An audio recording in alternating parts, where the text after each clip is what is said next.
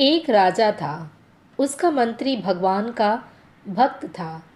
कोई भी बात होती तो वह यही कहता कि भगवान की बड़ी कृपा हो गई।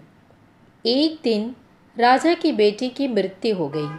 मृत्यु का समाचार सुनते ही मंत्री बोल उठा, भगवान की बड़ी कृपा हो गई।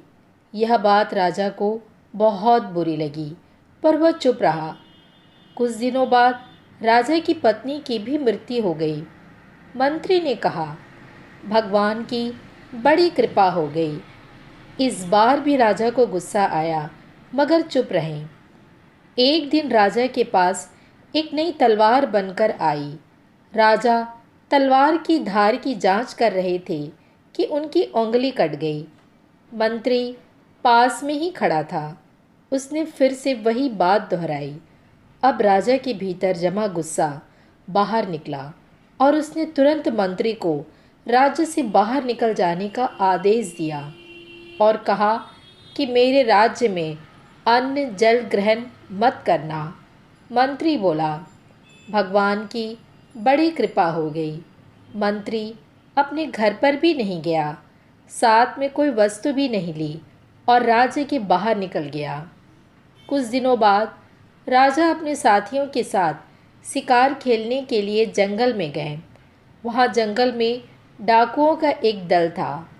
उस दिन काली देवी को एक मनुष्य की बलि देनी थी। संयोग से डाकू ने राजा को देख लिया और उन्हें पकड़ कर ले गए। बलि देने से पहले डाकुओं के पुरोहित ने राजा से पूछा, तुम्हारा बेटा जीवित है? राजा बोला, नहीं, वह मर गया। पुरोहित ने फिर पूछा, तुम्हारी पत्नी जीवित है? राजा बोला, वह भी मर चुकी है। पुरोहित ने कहा कि यह तो आधे अंग का है, अतः बलि देने योग्य नहीं है, परंतु हो सकता है कि यह मरने के भय से झूठ बोल रहा हो। पुरोहित ने राजा के शरीर की जांच की तो देखा कि उसकी एक उंगली कटी हुई है।